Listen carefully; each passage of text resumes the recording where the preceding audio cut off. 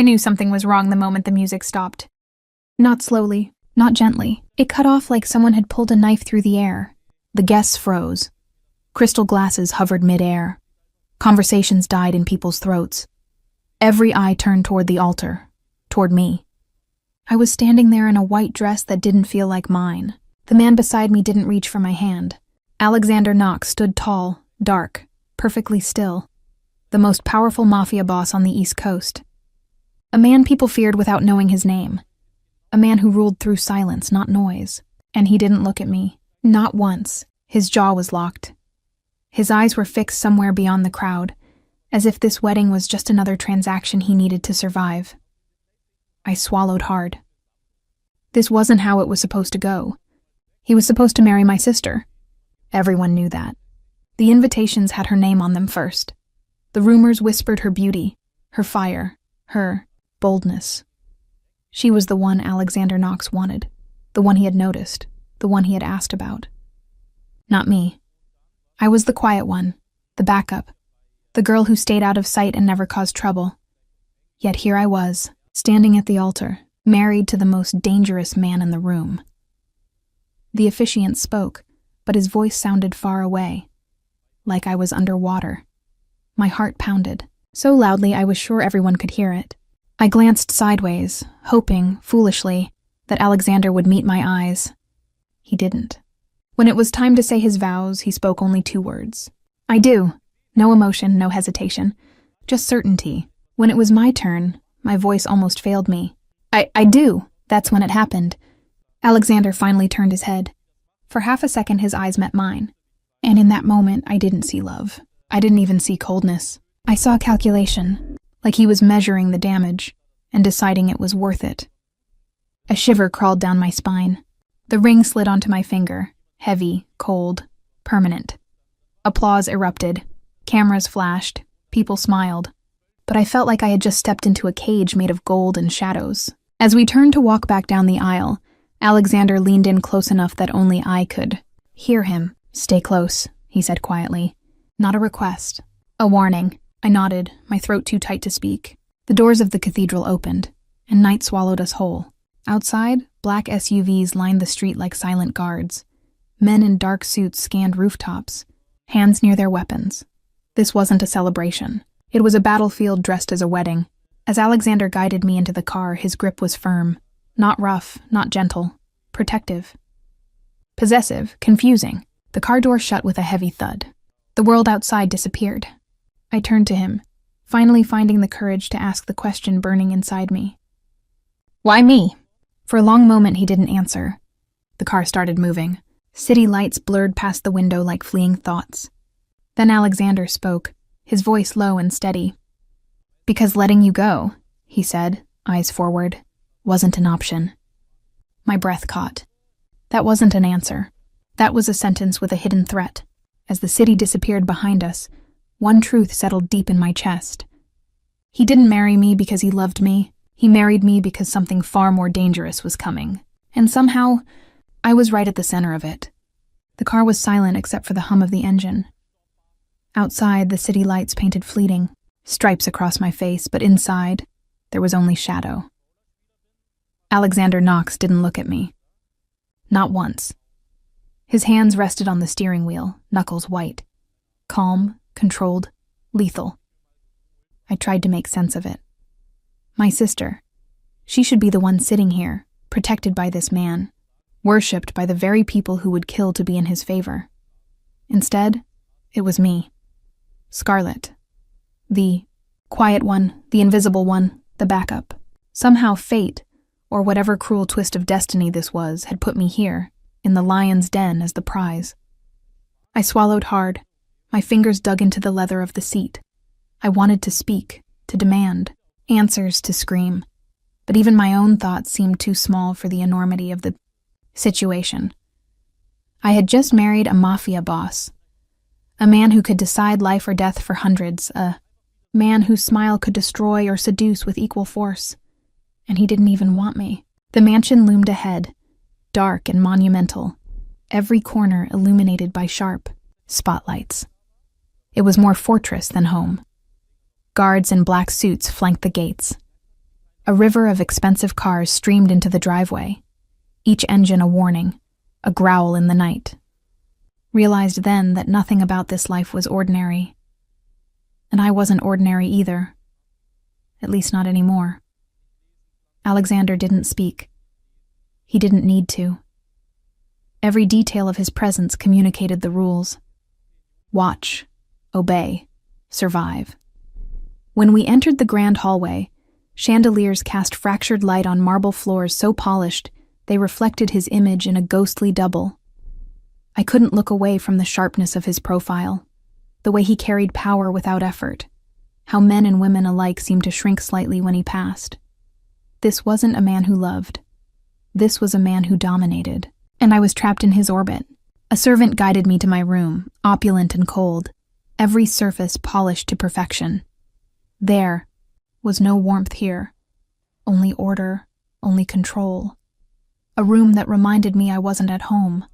I was in his world. I sat on the edge of the bed and tried to steady my racing heart. What had my sister done, or not done, that I was here instead? I couldn't piece it together. Footsteps approached, heavy, measured. Alexander appeared in the doorway, black suit, tailored to perfection, hair slicked back, eyes sharp and unreadable. For a fraction of a second, our eyes met, and I saw it, the calculation, the assessment, the evaluation of risk. And then he turned, as if dismissing me entirely. "Stay where I can see you," he said, and his voice was smooth, but it carried steel beneath it. Not a request, not a suggestion, a command. I nodded. I wanted to ask why. I wanted to beg him to look at me differently, but the words stuck in my throat. Instead, I realized something terrifying. This wasn't a marriage. Not really. This wasn't a cage, a fortress. And I was the prize inside, trapped, observed, measured. And yet, a part of me understood the unspoken truth. I was here for a reason. Something dangerous was coming. Something that had nothing to do with love, and everything to do with survival. My sister, the one he truly wanted, would have been in more danger than I could ever imagine. A shadow passed outside the window, a reminder that the world beyond these walls was as lethal as the man sitting across from me. Every heartbeat was a countdown, every breath, a gamble. And as I realized this, the first true tremor of fear crept through me. Alexander Knox hadn't married me because he loved me. He had married me because he had to. And whatever storm was approaching, I was now right in the eye of it. And deep down, I knew this was only the beginning. The mansion breathed around me. Every corner held secrets. Every hallway whispered of control, danger, and power I couldn't yet comprehend. I had been inside for barely an hour, but the place already felt alive, like it had its own pulse. And at the center of it, Alexander Knox moved with a predator's certainty, surveying his domain, knowing every shadow, every hidden angle, every silent threat before it even existed. I followed him, keeping my eyes low. My white dress still felt wrong, out of place in the darkness and the cold. Guards lined the walls at intervals I couldn't count. Their eyes followed Alexander, not me, yet I knew they would react if he even flicked his finger. The mansion was a fortress. Yes, but it was also a stage, and I was learning the role I was forced to play, the silent, observant and cautious wife. He stopped in the grand study. Books lined the walls, but this wasn't a place for reading. It was for strategy. Blueprints of the city, maps of territories, and photographs of people he had marked as threats sat on the desk. Every piece of paper seemed like a puzzle piece in a dangerous game I didn't know I had been thrown into. Alexander ran a hand over them, fingers brushing lightly, almost affectionately, as if he could touch control itself. "Sit," he said, voice low, unyielding. No explanation. I obeyed. I looked at him, really looked at him, for the first time. The face of a man who had everything and feared nothing. A jawline set in stone. Eyes so dark they seemed to swallow the room. A presence so commanding it felt like the walls themselves leaned toward him. I wanted to study him, understand him, but I also wanted to run. And deep down, I knew running wasn't an option, not now. He didn't speak again immediately. Instead, he pulled a chair beside mine, a subtle gesture of proximity, yet without comfort. Every movement was precise, deliberate. He handled danger like breathing. Every threat, every rival, every betrayal he had already anticipated. And now, somehow I was woven into his calculations. I tried to make sense of it all. How did I, a girl no one noticed, end up here? And why had fate, or maybe Alexander himself, chosen me? I remembered the wedding, the way he had spoken just 2 words. I do. The weight behind them still pressed against my chest. Those words weren't spoken lightly. They weren't about love. They were about strategy, about survival, about control, about protecting someone who didn't even belong in this world. A sudden noise outside shattered my thoughts. A door slammed. Footsteps echoed in the hall. Guards moved like shadows, silent and fast. Alexander's hand went to the small pistol at his side, just a subtle flick, enough to signal he was ready. Ready for what? I didn't know. But I saw how effortlessly he could react, how perfectly he could dominate a space without raising his voice. This man was lethal, and I had just stepped into his world. He glanced at me, almost as if measuring me, weighing my awareness, testing my instinct. "Stay alert," he said. Not a warning, an order. I nodded, heart hammering. Every nerve in my body screamed caution. Every instinct screamed fear. Yet something in me couldn't look away from him. Not fully. Because even though I wasn't wanted, even though I was merely a replacement in his eyes, I felt dangerously seen. Not for who I was, but for the value I carried. And that value was survival. The night stretched on, each hour revealing new rules I didn't know existed. Alexander moved, like a shadow, silent, precise. I followed, watching, learning, trying to anticipate threats I couldn't yet understand. I realized then that in this house, in his orbit, nothing was random. Every glance, every movement, every word, even silence was calculated. And somehow, impossibly, I had become part of that calculation. As I lay in my room later, staring at the ceiling, I understood one terrifying truth. I was not married to Alexander Knox for love. I was married for protection. From what, I didn't yet know. But I knew this. I was in the middle of a storm, and he was the eye. And surviving this, would take everything I had. The room was quiet. Too quiet. I sat on the edge of the bed, the silk sheet slipping beneath me. My fingers traced the pattern, on the blanket. But I wasn't thinking about comfort. I was thinking about him. Alexander Knox. The man I was now married to. The man whose eyes could cut through a room and make everyone freeze. The man who didn't even want me but had me anyway. The windows were open slightly, letting in a cold night breeze. Outside, the city buzzed with life, but in here, life felt suspended. The shadows in the corners seemed alive, as if they were waiting, breathing, watching. Every creak in the floorboards made my stomach tighten. Every rustle of the curtains made me flinch. I realized something terrifying. I was alone in a mansion designed for hundreds, and yet I had never felt more watched. Guards patrolled the halls, but they weren't the ones making me uneasy. It was him. Alexander Knox. I could feel him everywhere, even when he wasn't. His presence was like gravity, inescapable, oppressive, and commanding. I remembered his words from earlier, the simple sentence that carried weight I couldn't yet measure. Stay where I can see you. It wasn't a suggestion. It wasn't protection offered out of kindness. It was a rule, a condition, a line drawn in the sand. And somehow I was already on the wrong side of it. Just by existing, I tried to focus on something else. Anything else. My sister, laughing at the wedding reception, seemed light years away. My life before tonight felt like a different universe entirely. I had never Imagined I'd be married to a man who could destroy people with a thought, a gesture, or a single word. Yet here I was. And worse, I knew I couldn't escape. Not now. Not ever. A sudden knock at the door made me jump.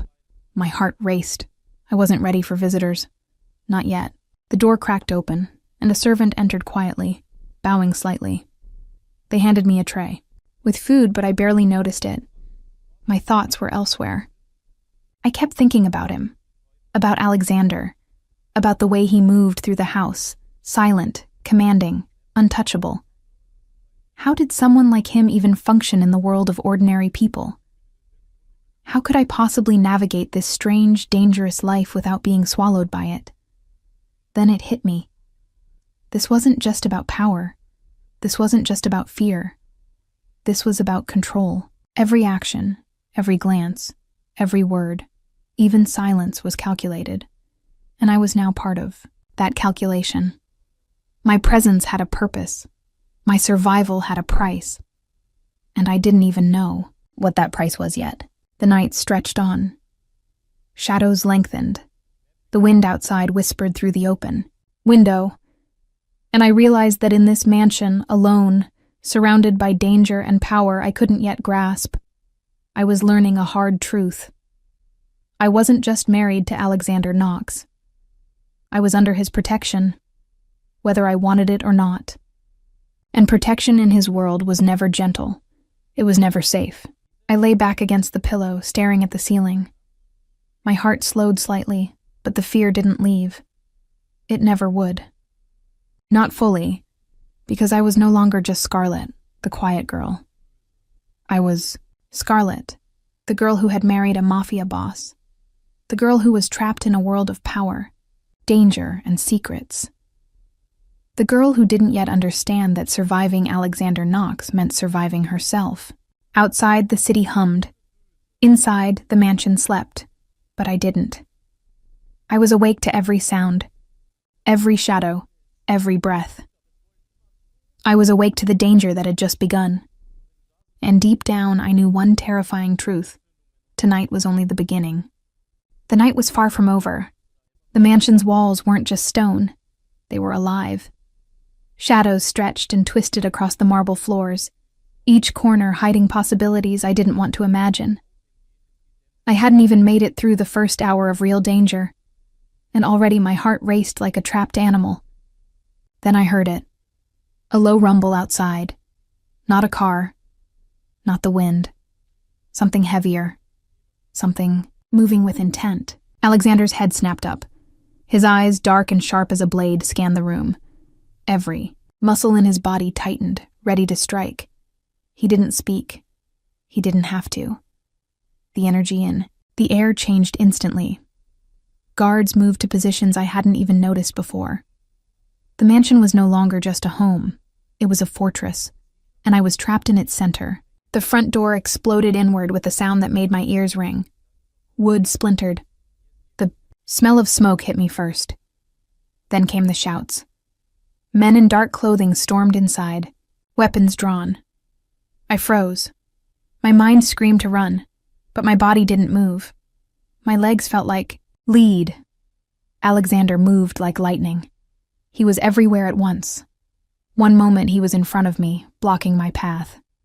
The next, a fist connected with a man's jaw, sending him flying across the hallway. Another man came at him from the stairs, but Alexander caught him mid-step, twisted his arm, and tossed him into a table. Glass shattered. A chandelier wobbled dangerously overhead, and all the while, I stayed frozen in place, terrified, awestruck, confused. He turned to me once, just for a split second. That brief glance said everything. "Stay behind me," he ordered, voice calm but lethal. I nodded, clinging to the wall as he moved. Every movement he made was precise, every strike calculated. There was no hesitation. No mercy, only survival, and his version of protection. Brutal, absolute, and terrifying. A man lunged toward me from the shadows. I screamed. Alexander's hand shot out like a snake striking. The man crumpled to the floor, groaning. Alexander's eyes met mine, and for a heartbeat I thought I saw concern. But it was gone, replaced by cold, controlled dominance. The fight didn't last long. Too few attackers, too much power. They fled through the broken doors, leaving the mansion in chaos. Glass crunched beneath my feet as I followed Alexander, my fingers gripping the edge of his coat. When it was over, he didn't speak. He just moved through the debris, checking the perimeter, every gesture precise. And then he stopped, looked at me. "You're safe," he said quietly. I wanted to laugh, to cry, to shout, but all I could do was nod. I was trembling. My body had betrayed me. My heart still raced a mile a minute. I had survived the first attack, but I knew it was only the beginning. Alexander Knox hadn't married me for love. He had married me for survival, and now I understood exactly what that meant. He hadn't just protected me from strangers. He had reminded everyone, that I wasn't a victim, that I wasn't his sister, that I wasn't anyone's mistake. I was Scarlet, and I was under his protection. Brutal, unrelenting, merciless protection. As we walked back toward the main hall, the mansion still trembling from the chaos, I realized something else. Fear wasn't the only thing I felt. My pulse had slowed slightly, and my mind was sharp. Every instinct, every sense, every thought was alive. I was noticing things I hadn't before. The way he moved, the way he calculated, the way he could control a room without raising his voice. Danger, I realized, wasn't just outside. Danger was here. Danger was Alexander Knox. And somehow I knew I was already addicted to it. The aftermath of the attack left the mansion quiet. Too quiet. I could still hear the echo of broken glass in the hallways, the faint scent of smoke lingering in the air, and the way every shadow seemed to stretch just a little too long. I stayed close to Alexander, though not touching him. My instincts screamed to stay safe, to stay out of the way. But something about him drew my gaze, like a magnet I couldn't resist. He moved through the hall with the same calm precision as before. Hands on guns, checking. Corners, scanning windows. Every motion deliberate. Every glance measured. And every now and then, his dark eyes flicked to me, just long enough to remind me that he saw me. But not really. Not in the way anyone should see a person. I was part of the battlefield now, an asset, a responsibility. And somehow, that terrified me more than the attack itself. I tried to catch my breath. My chest still hurt from the adrenaline. My hands trembled slightly. And yet, despite every rational thought screaming at me to run, I couldn't look away from him. There was something magnetic about the way he carried danger. It wasn't just power. It was precision, control, certainty. A man who could destroy anything in a second, but chose not to. Not always. He approached me, checking a window shutter, then a door, then the perimeter once more. The briefest flick of a movement, and I realized he had blood on his hands. Someone's blood, not his own. I shivered. My instinct was to recoil, but something inside me held me there. Frozen, observing, learning. "You saw too much," he said suddenly, voice low, measured. No anger, no warning, just observation. I blinked. I didn't. He cut me off with a shake of his head. "You think you're safe now, you're not." I swallowed hard. And in that moment, I realized something I hadn't dared to admit. I was afraid. Of him. Of the world he lived in. Of the invisible enemies I couldn't see. But part of me felt safer with him than I ever had anywhere else. Confusing, terrifying, impossible to name. The mansion had always felt like a fortress, but now it felt like a cage. And Alexander Knox was the key and the lock. I wanted answers. I wanted him to explain, to soften, to reassure me. But I knew already he wouldn't. His way of showing care was different, brutal, unforgiving, calculated. And yet, in some strange, twisted way, it was protection. It was survival. It was life. I followed him as he moved to the main hall, my eyes catching the faint marks on the floor, where the attackers had been thrown down. I noticed the way his suit remained untouched by the chaos, immaculate, perfect. I noticed the way his fingers flexed slightly, almost, unconsciously, as if he could strike at any moment. "Why?" I whispered finally, barely audible. "Why protect me?" His gaze landed on me for the first time in a way that lingered longer than before. Not affection. Not tenderness. Something harder, darker, and infinitely more dangerous. "Because letting you go would have been a mistake," he said, voice low, final. No room for argument. My mind froze. A mistake? That word rolled over me like thunder. I wanted to protest, to cry, fight, but I couldn't. He wasn't offering choices. He was stating fact. The world had already decided, and I was trapped in the middle of it. I wanted to hate him for it. I wanted to scream, to push, to refuse. But the truth burned through me like fire. I had no choice. He was right. The fear that had driven me to the edge earlier now twisted into something else. Something more complicated, more confusing. I felt gratitude, terrifying, guilty, and wrong. And yet it was there. Alexander Knox didn't just save me from the attackers. He saved me from a fate I couldn't even imagine. And in doing so, he reminded me of something I hadn't realized yet. In this world of shadows and danger, survival was a gift, and he held it in his hands. I stayed close, my heart hammering, my mind racing. And for the first time, I understood the cruelest truth of all. I wasn't just married to Alexander Knox. I was a part of his life, whether I wanted it or not, and there was no turning back. The morning light didn't bring relief. It brought clarity. I sat by the window, the mansion silent except for the soft hum of the city below. The previous night's chaos played over and over in my mind, like a film I couldn't pause. I couldn't stop thinking about the attack, the way Alexander had moved, the way his presence had dominated every corner of the house, and the realization that I was chosen. Not for love, not for comfort, not even for companionship. I was chosen to survive.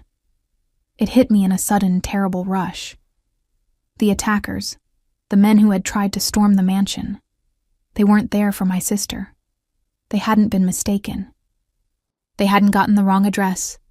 They had come for me. Every piece of the puzzle clicked into place at once. The whispers about the family feud, the tension I hadn't understood, the constant, unspoken threat in Alexander's eyes. I had assumed I was in the way, a backup bride, an inconvenient pawn. But the truth was far darker, far more deliberate. And that meant I was important. I tried to steady my hands. The cold cup of coffee in front of me did nothing. My mind raced. My body shook. I had been so focused on my sister, the one Alexander wanted, that I hadn't seen the real danger. I hadn't realized how deep this went, how personal it was. And then I saw him, Alexander. Entering the room, calm, unhurried like a storm that had already passed and left only its aftermath. His eyes locked on mine, and for a second the dangerous, untouchable mask he always wore slipped. Not completely. Just enough for me to see the weight behind it. "You understand now," he said quietly, almost conversationally, as if discussing the weather instead of life and death. I nodded, unable to speak. My chest felt tight, my mind still spinning. "Yes," I whispered finally. I understand." "Good," he said. No comfort in the word, only certainty. "Because this isn't about your sister. Anymore. Never was. You are the target. You are the reason everything else exists." I stared at him, feeling a chill that had nothing to do with the air. He hadn't married me for desire. He hadn't married me to punish my sister. He hadn't married me for any reason I could have imagined. He had married me to protect me.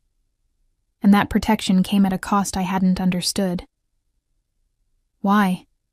I asked, voice trembling. "Why me?" He didn't answer immediately. Instead, he moved closer, measured steps. His shadow stretched across the floor, dark and formidable, swallowing me in its presence. "Because," he said finally, "letting you face them without me would have been fatal." My stomach lurched. I wanted to protest. I wanted to scream that I could handle it, but I knew it. Wasn't true. I wasn't ready. I wasn't equipped. And somehow, seeing him like this, calm, controlled, every movement lethal, I realized I had never been safer in my life, and yet never more afraid. The twist of fate was cruel. The man I hated, the man I feared, the man who had taken my life and placed me in his hands. He had done it to save me. And deep down, I felt something I didn't want to admit. Relief, gratitude, confusion. A dangerous mix that churned in my chest and made me feel like I had no control at all. Alexander Knox wasn't just a husband I hadn't wanted. He was the eye of the storm I had been, running from my entire life. And somehow, impossibly, he was the only reason I had survived it. I looked at him. His expression was unreadable, but I could see the faintest tension around his jaw, the smallest crease between his brows. He was always prepared, always vigilant, always deadly. And now I understood why, because the danger wasn't over, not even close. The mansion had settled back into a tense silence. The echoes of the previous night still lingered in every corner. Shattered glass, scuffed floors, and the faint scent of smoke that refused to disappear. But even in the quiet, I could feel the pulse of danger, the invisible lines Alexander had drawn across the property, the walls, and even across me. He moved like a shadow through the corridors, checking locks, scanning windows, calculating threats no one else could see. But something was different tonight. He didn't move with the usual cold precision. There was a slight hesitation, a brief flicker of tension in his shoulders, a shadow behind the mask he always wore. I noticed it immediately, even though I tried not to. My heart skipped. I had spent so long fearing him, hating him, resenting him. And now, I was noticing the cracks in the armor. He didn't speak for a long time, just moved around the room, placing guns in their holders, straightening chairs, adjusting lighting. Every action was deliberate, perfect. But each step seemed heavier, burdened with something unsaid. Finally, he stopped near the fireplace. The flames flickered across his face, casting shadows that softened the harsh lines of his jaw, just slightly. He seemed human, vulnerable, and it hit me in a way I hadn't anticipated. Fear for him. Not fear of him. Fear for him. My chest tightened. I didn't understand why. He had spent hours striking down men who threatened me, protecting me brutally, mercilessly. And yet now, seeing him like this, I felt an unfamiliar pull. My instincts screamed caution. My heart said something else, something dangerous. I stepped closer, hesitantly. He didn't notice, or maybe he didn't care. I could feel the weight of his presence pressing down, suffocating and magnetic at the same time. I wanted to speak, to ask the questions that burned in my mind. Why? How? When did this happen? But my voice caught. He finally spoke, low, almost a whisper. "They're coming back." I froze. My stomach dropped. My pulse spiked. And then he added, almost as an afterthought, "And this time I won't let anything happen." I swallowed hard, feeling something stir inside me, a mix of fear, relief, and admiration. Dangerous, foolish admiration. For the first time, I saw a man who was not invincible. Not because he could be harmed easily, but because he carried a weight no one else could understand. He bore the world's threats on his shoulders. Every life he had to protect. Every enemy he had to anticipate. Every wrong he had to correct. It all rested on him. And somehow he had chosen to protect me. I felt a strange pull toward him, drawn by something I couldn't name. His danger, his power, and now, his vulnerability. All at once, terrifying and magnetic. I hated that I noticed it. I hated that it mattered, but it did. I took a cautious step forward. "Alexander," I began, voice trembling. Why me?" He didn't answer immediately. He just turned his head slightly, eyes narrowing, shadows flickering across his face. And then, just for a heartbeat, he looked at me, not as a replacement, not as a pawn, not as someone to protect, but as someone real. "You're here because you had to be," he said finally, "and because I can't lose you." The words hit me like a strike I didn't see coming. Confusion, fear, and something I wasn't ready to name churned in my chest. Alexander Knox. The man I had feared, the man I had despised, the man who had upended my life, had just admitted. He cared.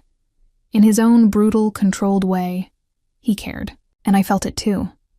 The pull, the fascination, the dangerous, impossible curiosity that made my chest tighten and my thoughts scatter. The fire crackled, shadows danced on the walls, and I realized I had stepped deeper into his world than I had ever intended. And somehow, I didn't want to step back, because Alexander Knox was dangerous. And the truth was, so was I. The mansion felt alive in a way I had never noticed before. Every creak of the floor, every flicker of light, every shadow felt like it was moving with intent. I couldn't tell if it was the aftermath of the attacks or Alexander's presence, but the weight in the air was suffocating. I followed him through the grand hallway. He didn't speak, didn't glance at me, yet I could feel his awareness like a magnet pulling me closer, pushing me into his orbit. My chest tightened. With every step, fear, confusion, fascination, all tangled together. We reached the private study, the room where decisions were made, where plans were drawn, where Alexander Knox ruled like a god among mortals. Papers, maps, and photographs were scattered across the desk, remnants of strategies and enemies. He moved to the center, hands clasped behind his back, staring at nothing. I hesitated, my voice caught in my throat. "Alexander, I need to know, about my sister, about everything." He turned slowly, eyes locking on mine. Dark, unyielding, unreadable. And then, finally, he spoke. His voice low, measured, carrying the weight of truths I wasn't sure I wanted to hear. "Your sister would have died in a week," he said. I froze. My stomach dropped. My heart raced faster than it had since the night of the attack. "What?" I whispered. He didn't soften. He didn't pause. He didn't flinch. "The attack. It was always meant for you. Not her. Not anyone else. You were the target. You are the reason everything escalated. Everything that happened because of you." My knees felt weak. The world tilted. All the assumptions I had carried, all the relief I had felt, crashed into jagged shards of fear and disbelief. I had thought I was a mistake, a replacement, a backup bride, but the truth was far more terrifying. I had been chosen, targeted, protected. "You married me to protect me?" I breathed, barely audible. "Yes," he said, simple and final. No warmth, no apology, just fact, survival, control, power. I looked at him, trying to reconcile the man I feared, hated, and yet, strangely admired, with the revelation that my life depended on his brutal choice. The weight of it pressed down on me. I realized I wasn't just his wife. I was his responsibility, his reason, his liability. A wave of emotion hit me. Anger, confusion, fear, all crashing together. I wanted to scream at him for making me a pawn, for pulling me into this world of danger and blood. But I couldn't, because despite everything, he had saved me, brutally, relentlessly, without question. "You think I don't know?"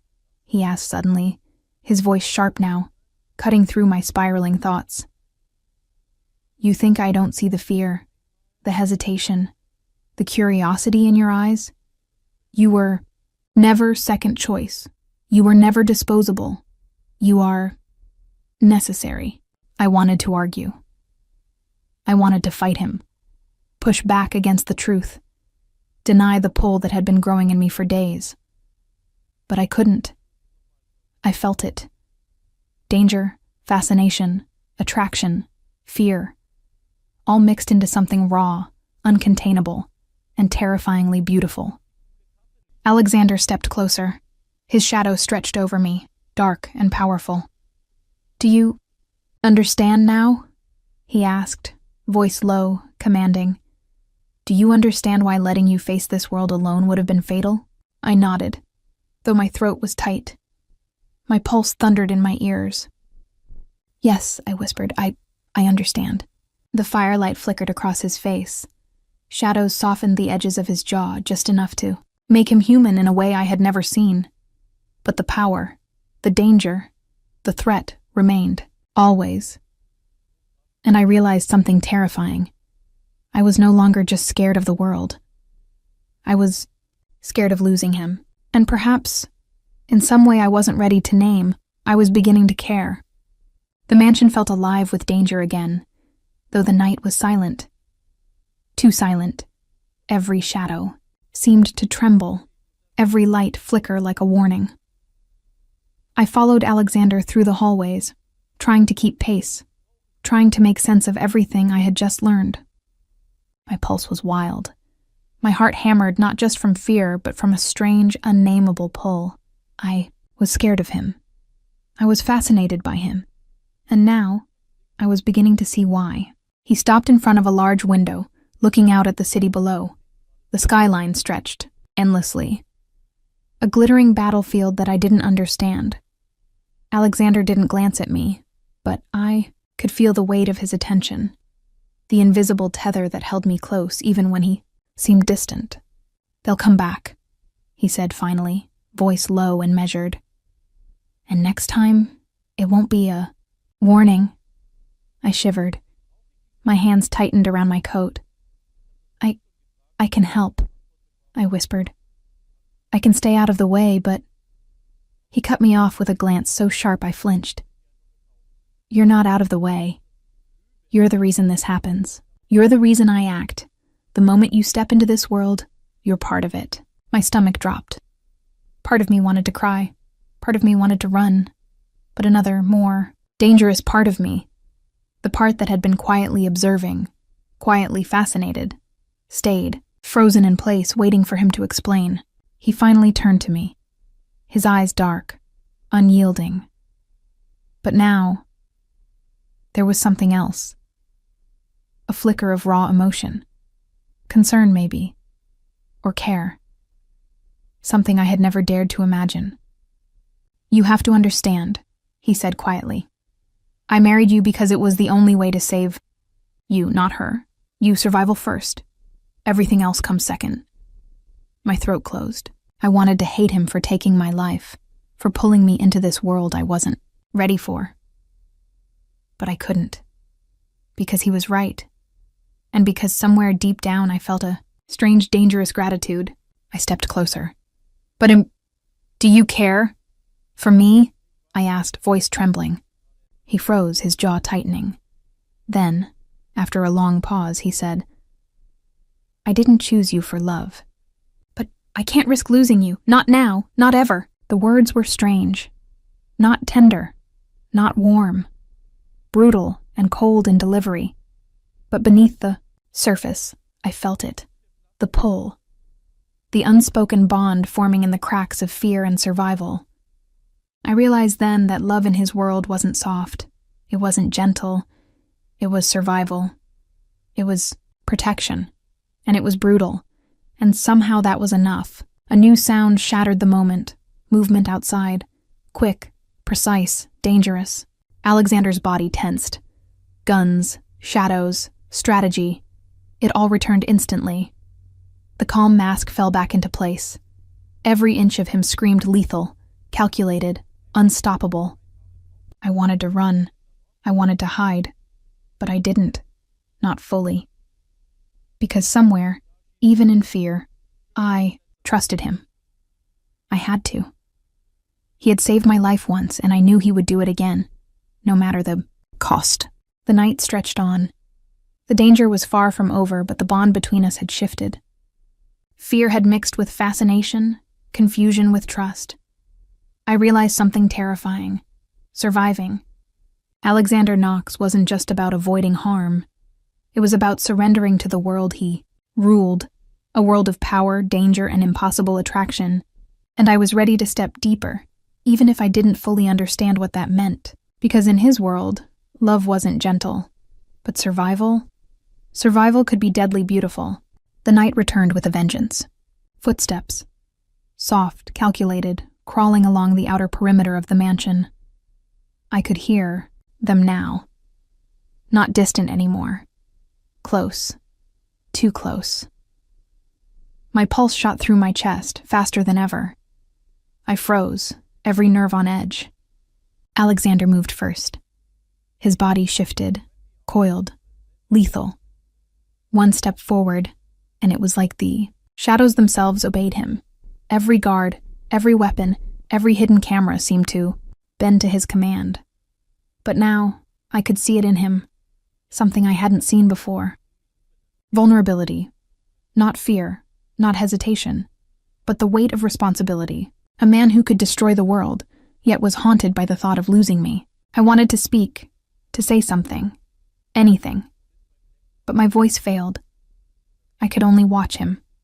My husband, though he didn't feel like one, not yet, was a storm contained in human form. And I was standing in the eye. "They're here," he said, low, almost a whisper. Not to me, not for me, for himself, for the predator in him to acknowledge the threat. The first intruder came from the shadows, moving too fast, too silent. I barely had time to see him before Alexander was there.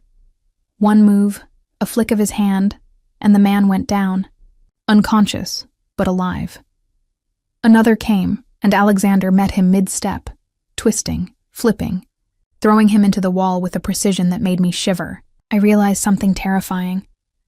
I was witnessing not just a fight, but a display of absolute control, absolute power, and I was completely exposed.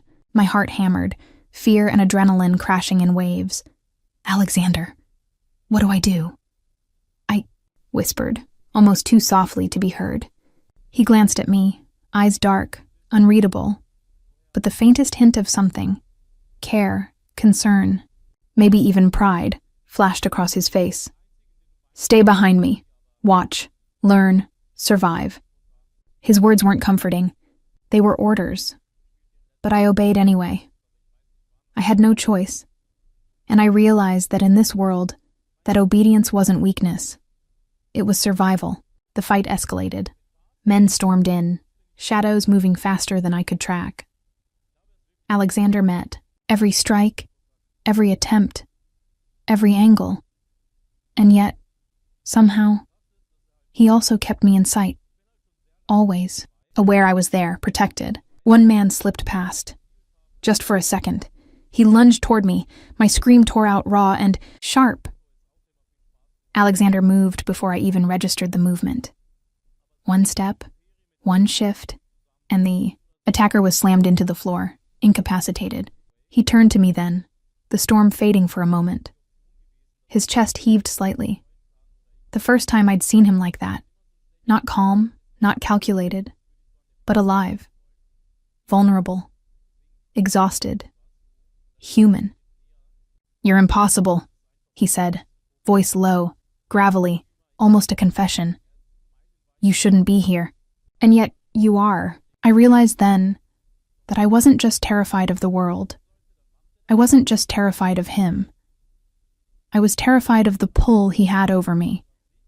The way fear and fascination twisted together until I didn't know where one ended and the other began. The intruders were down. The mansion was silent again, but nothing felt peaceful. Not the shadows, not the walls, not even Alexander. He looked at me, and for a heartbeat, I thought he might speak softly, let me feel the bond we'd formed through chaos. But he didn't. His hand reached for mine, not in affection, not in tenderness, but in grounding, a reminder that survival came first. Always. And I realized the truth I hadn't accepted yet.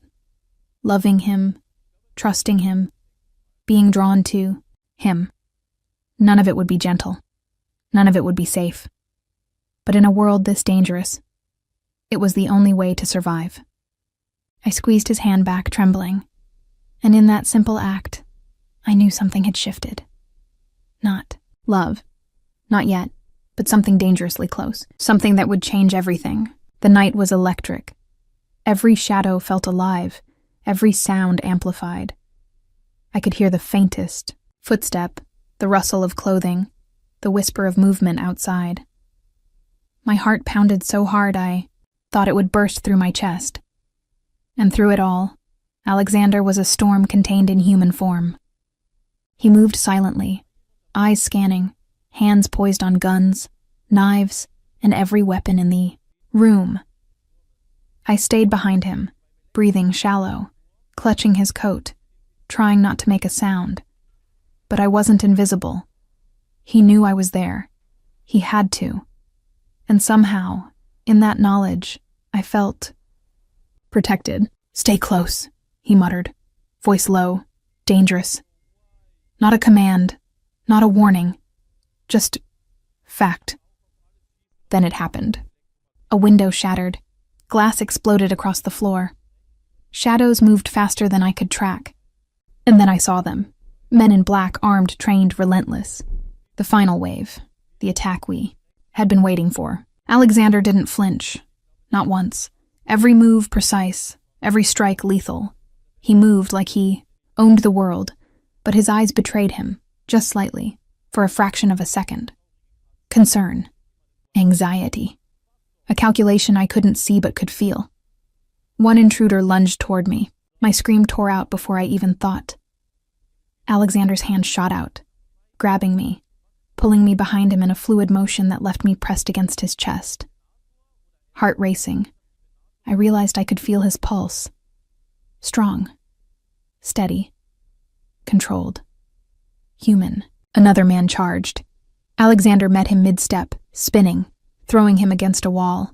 The force rattled the mansion. I stumbled, caught by him, and felt the tension radiating off his body, pure, unrelenting focus, but also something else. Fear, worry, for me. I realized then something terrifying. I had become part of this world, part of his life, inseparable from the danger he carried. And for the first time, I didn't want to step away. "Scarlet," he said, voice low, almost a growl. "Watch me, learn, survive." I nodded, terrified and exhilarated. My hands shook, but my mind sharpened. I noticed his patterns, his movements, the way he controlled the battlefield. And somewhere deep inside, spark ignited, a courage I hadn't known I had. Another attacker fell, then another. Alexander moved with lethal elegance, and yet each strike left a mark on him too. Sweat on his brow, tension in his jaw, a slight flinch I had never seen. Vulnerability hiding beneath the mask of perfection. The final intruder reached for me again, faster than I could react. But this time, I acted. A step forward, a push, a scream that startled him. Alexander's eyes snapped to mine, sharp, questioning, alive. And then together, in perfect coordination born of chaos and necessity, we turned the tide. The attacker went down. Silence returned. Heavy, suffocating, final. My chest heaved. I was alive. We were alive. Alexander finally looked at me. His eyes softened, just slightly. But it was enough. Enough to feel the bond forged in fear, in danger, in survival. Not love. Not yet. But something dangerously close. "You're alive," he said, voice low, rough. "And you? You stayed." I nodded, trembling. My words failed, but I didn't need them. The mansion, the night, the danger. It had tested us, broken us, and somehow drawn us, together. Fear, power, fascination, survival, all wrapped into one. And I realized for the first time that surviving Alexander Knox didn't mean avoiding him, it meant trusting him. And somehow, impossibly, I did. The mansion was quiet now. The echoes of the battle lingered like a ghost, faint but impossible to ignore. Broken glass, scuffed floors, and a lingering scent of smoke reminded me that survival wasn't luck. It was a choice, and we had made it through. I sat on the edge of the grand staircase, hands clasped tightly, still trembling. My chest ached, from fear and adrenaline. But beneath that, a strange sense of clarity settled in. I had seen Alexander Knox in his element, witnessed the full force of his power and precision. I had seen his vulnerability, too. A fleeting glimpse, almost hidden beneath the storm, but there. And it had shaken me in ways I hadn't expected. He walked toward me slowly, the mansion's shadows stretching behind him. Every step, measured, controlled, deliberate. But now there was no immediate danger pressing him forward. No attackers waiting, just him and me. "You're awake," he said, low, voice still carrying the weight of command but softer, almost cautious. I am," I whispered, unsure why my voice trembled. Perhaps it was fear, perhaps relief. Or perhaps something else, something I wasn't ready to name. He knelt beside me, just close enough that I could feel the heat radiating from his body. "You were reckless," he said, though not sharply, more like a statement than a scolding. "In a world like this, recklessness gets people killed. I had to do something," I admitted, voice shaking. I couldn't just stand there. His gaze held mine, dark, unreadable, but intense. "No one expected you to. But you need to understand, danger is not just out there," he said, gesturing to the silent halls of the mansion. "It's in every choice, every glance, every misstep. Survival, it's more than living. It's knowing when to act and when to trust someone stronger than yourself." I swallowed, understanding sinking in. He was right. I hadn't just survived because of my own instincts. I had survived because he had chosen to protect me. Every movement, every decision he had made during the attack, it wasn't just skill. It was calculated, precise, and deadly. And all for me. A strange warmth spread through me. Not comfort, not love, but something close enough that it made my chest tighten. I realized, with a mixture of fear and fascination, that I had come to rely on him, trust him, even admire him. Something dangerous, something I couldn't yet name, but powerful. He reached out and lightly brushed a strand of hair from my face, careful, precise. Not tenderness, exactly, but intent, focus, awareness. I felt my pulse spike, my body reacting to the faintest touch. "You're stronger than I thought," he said quietly, almost to himself. "Stronger than I expected." I wanted to argue, to protest that I wasn't ready, that I wasn't equipped, that I wasn't enough. But his gaze held me, unyielding, magnetic, and I couldn't. I could only nod, breath catching, realizing that my definition of strength was changing. That surviving Alexander Knox wasn't about avoiding him. It was about stepping into the storm with him. The mansion was calm now, but I knew it was only temporary. Danger would always return. Threats would never fully disappear. And yet, for the first time, I didn't feel powerless. I was alive. I had survived. And somehow, I had begun to understand the man I had. Married, not for love, not yet, but for fate, survival, and something dangerously magnetic that pulled us together. And I realized something else, terrifying and thrilling. In this world, there was no safety. Only trust, danger, and the dark thrill of surviving with Alexander Knox. The mansion had finally fallen into a quiet that wasn't haunted by immediate danger. Only the echoes of the night's chaos lingered in the walls, faint reminders of what had passed and what might return. I walked slowly through the grand hallway, feeling the weight of everything we had survived pressing into me.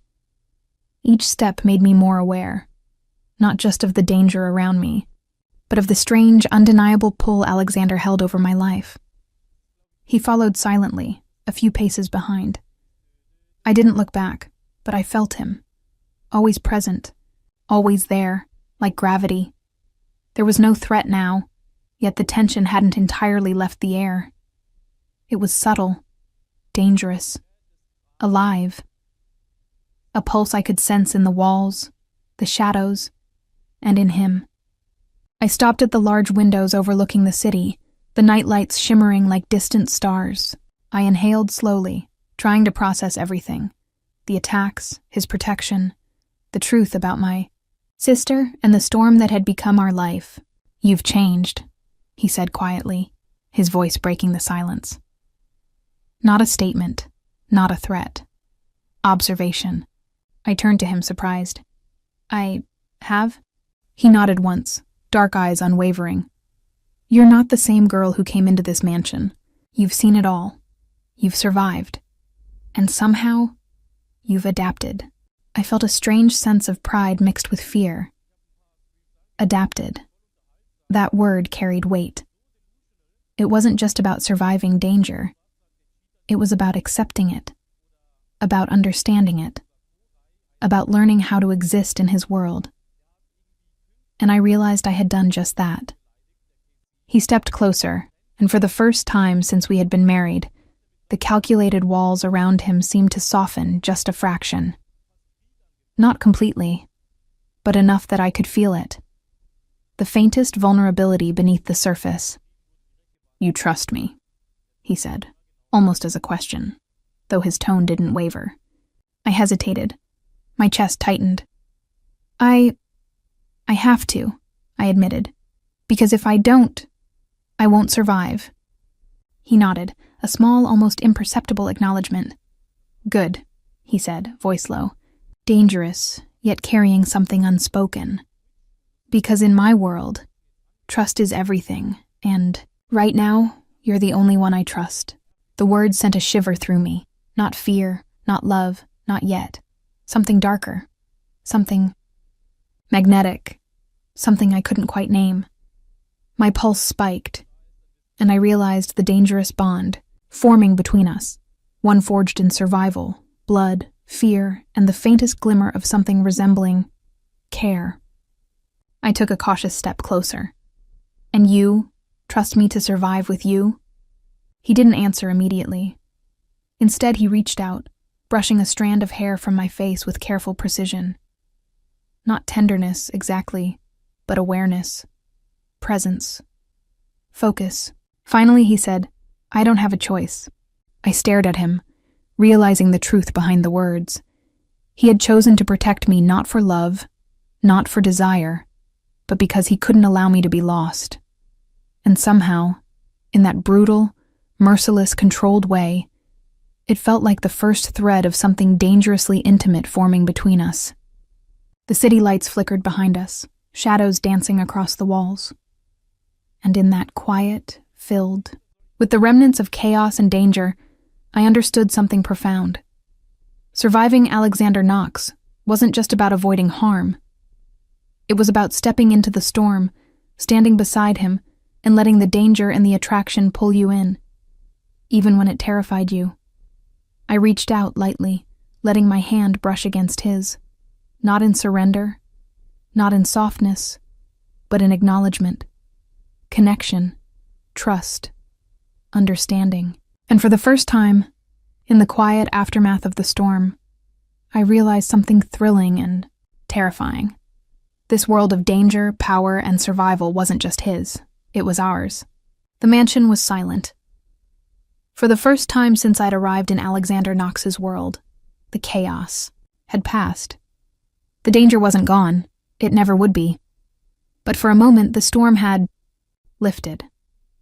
I could finally breathe, finally feel the weight of survival and the strange, intoxicating bond that had grown between us. Alexander stood near the fireplace, dark silhouette against the flickering flames. He was calm, controlled, and yet I could see it now. The walls around him, the armor he wore so flawlessly, were cracked just slightly. A hint of vulnerability, a glimpse of the man beneath the danger and power. I stepped closer, letting the quiet stretch between us. Not tense, not fearful, just present, alive. "You survived," he said quietly, not as a statement, but as an acknowledgement of everything we'd endured. "You didn't just survive the attacks. You survived me." I blinked. A strange, dangerous thrill coursed through me. I did, and I learned, I admitted. Not just about survival, but about you. About this world. About what it means to trust, to step into danger and not turn away. He didn't smile, not fully, but there was a flicker, something raw, almost human in his eyes. "Trust isn't easy in my world," he said. "It's survival. And you've earned it." I reached for his hand, not timidly, not as a plea, but deliberately, firmly, as a promise. A recognition. The bond we had forged through fire, blood, and fear was solid, dangerous, magnetic, real. He let me take his hand, his thumb brushing my knuckles, deliberate, careful. And in that single, quiet moment, I understood something I hadn't allowed myself to feel before. I wasn't just his wife by arrangement. I wasn't just his responsibility. I was part of him, part of his world. And somehow, impossibly, he had become part of mine. The fire crackled behind us, shadows dancing across the walls. The danger still lingered, outside, beyond the mansion's walls. But inside, for the first time, there was calm. Not softness, not ease, but a fragile, thrilling equilibrium between fear, fascination, and the undeniable pull between us. "You'll never be safe," he said quietly, voice low, a statement and a warning all at once. "I don't want safe," I whispered. "Not with you. Not after everything we've survived. Not after seeing this." His eyes darkened, unreadable, and yet I saw it. The momentary slip of emotion, the faintest flicker of something beyond control, something dangerous, something real. "You're reckless," he said. "I learned from the best," I shot back, my lips twitching with a mix of defiance and exhilaration. He didn't laugh. Not entirely. But the corner of his mouth lifted ever so slightly. The tension between us shifted, but it didn't vanish. The storm hadn't ended. It had simply become ours to navigate, together. I realized then that surviving Alexander Knox wasn't about escaping him. It wasn't about fear or hatred or even control. It was about surrendering to the storm, stepping into it willingly, and letting the danger and the dark thrill of power, protection, and obsession draw you in. I squeezed his hand, and in that small gesture, I knew everything had changed. The battles, the danger, the fear, it had all led to this. Not safety, not love as anyone else might understand it, but connection, survival, and something dangerously intoxicating. Trust. Alexander Knox stepped closer, and I met him, not with fear, but with awareness, defiance, and something else, anticipation. The mansion might be quiet now. The world might still be dangerous. But we had survived, together. And in that survival, in that chaos and power, we had found something undeniable, something dark, something real, something ours. And for the first time, I knew this world, Alexander's world, was mine too. And that's how the storm unfolded. How Alexander Knox and I survived the chaos, danger, and impossible twists of fate. If you felt the tension, the fear, and the pull of this dark, dangerous love story, if you were drawn into every heartbeat, every choice, every secret, then don't let the story end here. Subscribe now and join me as we dive deeper into worlds filled with power, passion, and danger. Turn on notifications so you never miss a moment where love, survival, and death